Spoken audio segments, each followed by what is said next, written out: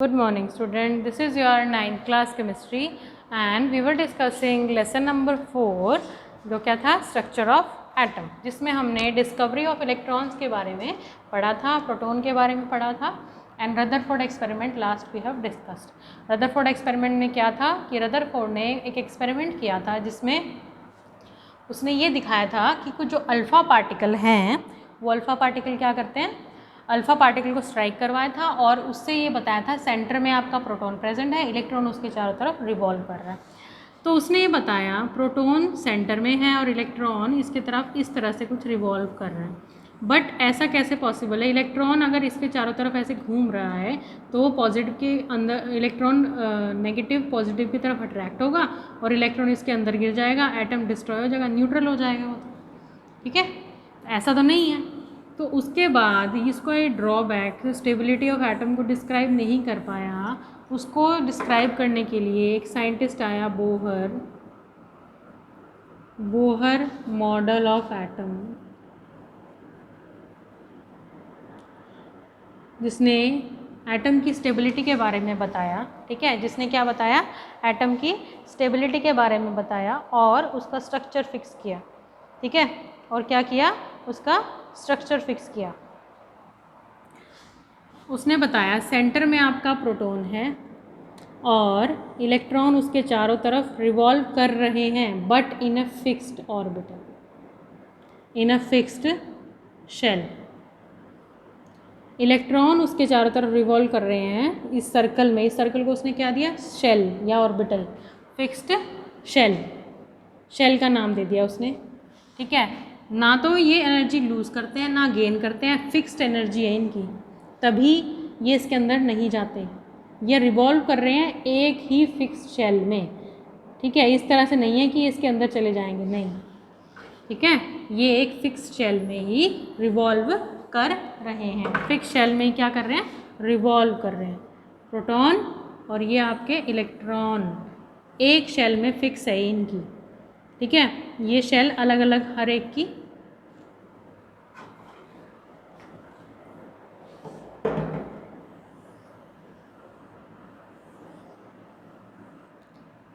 के, इसको नाम दिया उसने के शेल, एल शेल, एम और एन शेल, 4 शेल्स दी। इलेक्ट्रॉन पहले इसमें जाएंगे, इलेक्ट्रॉन जिस एटम के पास ज़्यादा है फिर इसमें फिल हो जाएंगे, फिर इसमें, फिर इसमें। ठीक है, के एल एम एन इनको नाम दे दिया। क्या नाम दे दिया शेल्स का, के एल एम और एन। और इनमें इलेक्ट्रॉन कैसे फिल किए, इलेक्ट्रॉन फिल किए 2n² फॉर्मूला से। इसमें n की वैल्यू क्या है, के एल एम एन, n की वैल्यू k के लिए कितनी है 1, 2l के लिए 3 और ये 4l के लिए। तो इसमें नंबर ऑफ इलेक्ट्रॉन्स कितने आ जाएंगे, 2n² फॉर्मूला लगेगा उसमें क्या निकालने के लिए, नंबर ऑफ इलेक्ट्रॉन्स।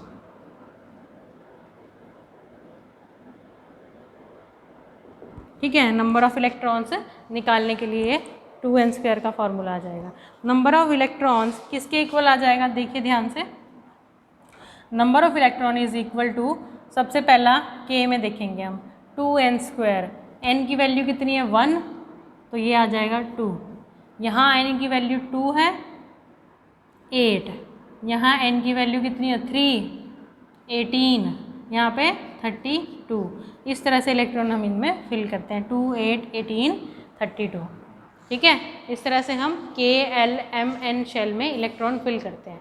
बोहर ने क्या बताया था, सेंटर में आपका प्रोटॉन प्रेजेंट है और इलेक्ट्रॉन उसके चारों तरफ रिवॉल्व यानी कि घूम रहे हैं in a fixed orbital, in a fixed shell या फिर ऑर्बिटल।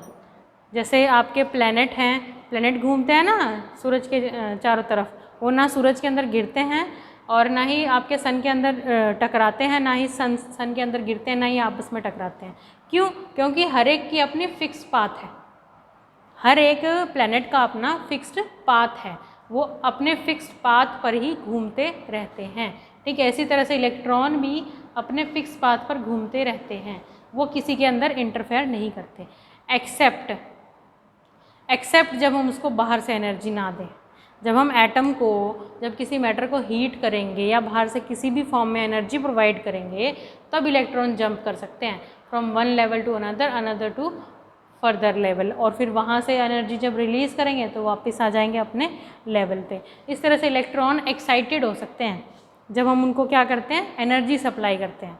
जब हम उनको क्या करते हैं, एनर्जी सप्लाई करते हैं। तो एनर्जी सप्लाई कर रहे हैं हम उसको, तभी इलेक्ट्रॉन जंप कर सकते हैं, अदरवाइज इलेक्ट्रॉन जंप नहीं करेंगे। क्या बोला रदरफोर्ड ने, इलेक्ट्रॉन जो है वो फिक्स्ड ऑर्बिटल में रोटेट करते रहते हैं। ठीक है, के एल एम एन शेल हैं, जो फर्स्ट शेल के, एल, एम और एन, फोर्थ शेल, ये 4 शेल दी बोहर ने, और इनमें नंबर ऑफ इलेक्ट्रॉन कैसे निकालेंगे हम, 2n² फार्मूला लगा करके। 2n² फार्मूला लगा करके यहाँ पर n की वैल्यू कितनी है, k के लिए 1 है, l के लिए 2 है, m के लिए 3 है, n के लिए 4 है। ठीक है, तो नंबर ऑफ इलेक्ट्रॉन कितने हो गए, 2n²। 2n की वैल्यू 1 है, 1² इंटू 2 2, और इसमें 2² 2 4, 4 2 ज़ा 8, और यहाँ पर 3 3 ज़ा 9, 9 2 ज़ा 18, यहाँ पर 4 4 4 जा 16, 16 2 जा 32, 2 8 18 32, इस तरह के इलेक्ट्रॉन फिल होते हैं इसमें। मतलब इस शेल में 2 से ज़्यादा इलेक्ट्रॉन नहीं आ सकते, इस शेल में 8 से ज़्यादा इलेक्ट्रॉन नहीं आ सकते, इस शेल में 18 से ज़्यादा इलेक्ट्रॉन नहीं फिल हो सकते, और यहाँ पर 32 से ज़्यादा इलेक्ट्रॉन फिल नहीं हो सकते। ये था आपका बोहर मॉडल। उसके बाद जो आया वो था आपका एटम, जो है एटम का वेट मेजर किया गया। एटम का जो वेट मेजर किया गया, वेट मेजर करने के बाद प्रोटॉन का वेट और इलेक्ट्रॉन का वेट तो हमें पता लग गया था। ठीक है, 9.1 इंटू 10⁻⁻31 और 6.7 इंटू 10⁻⁻12। ठीक है, इसी तरह से था आपका प्रोटॉन का मास -27। ठीक है, ये आपका प्रोटॉन और इलेक्ट्रॉन का मास है। इन दोनों को जब प्लस किया तो एटम के मास से कम निकला, मतलब एटम का मास ज़्यादा था as compared to this. Atom का मास ज़्यादा था जब इनको प्लस किया। अब हमें ये पता था कि इसमें प्रोटॉन है और इलेक्ट्रॉन है, लेकिन कुछ एक्स्ट्रा भी है। जब पॉजिटिव नेगेटिव तो प्रेजेंट है, पॉजिटिव नेगेटिव तो एक दूसरे को न्यूट्रल कर रहे हैं, लेकिन पॉजिटिव नेगेटिव के अलावा क्या प्रेजेंट है उसमें, जो ना पॉजिटिव है ना नेगेटिव है। मतलब जो कुछ भी प्रेजेंट है, जिसका वेट यहाँ पर आ रहा है, मतलब इस एटम का वेट ज़्यादा था जब इन दोनों को प्लस किया उसके कंपेरेटिवली। मतलब यहाँ पर कुछ और है जो एटम में प्रेजेंट है और जिस पे कोई चार्ज नहीं है, वो क्या हुआ, न्यूट्रल है। जिस पर कोई चार्ज नहीं है उसका नाम दे दिया न्यूट्रॉन। ये किसने किया था, चैडविक ने। चैडविक नाम का साइंटिस्ट था, उसने न्यूट्रॉन की डिस्कवरी की थी। ठीक है, न्यूट्रल है न्यूट्रॉन, और वो भी हमारा सेंटर में प्रेजेंट है, न्यूक्लियस के साथ प्रेजेंट है। तो इस तरह से आपका एटॉमिक मॉडल जो है वो पूरा हो गया। यहाँ पर एटॉमिक मॉडल पूरा हो गया ना, सेंटर में प्रोटॉन और न्यूट्रॉन, और इसको कलेक्टिवली न्यूक्लियस। एटम का सेंटर न्यूक्लियस, जिसमें प्रोटॉन न्यूट्रॉन प्रेजेंट है और इलेक्ट्रॉन उसके चारों तरफ रिवॉल्व कर रहे हैं। ठीक है, और वो क्या है, न्यूट्रॉन है।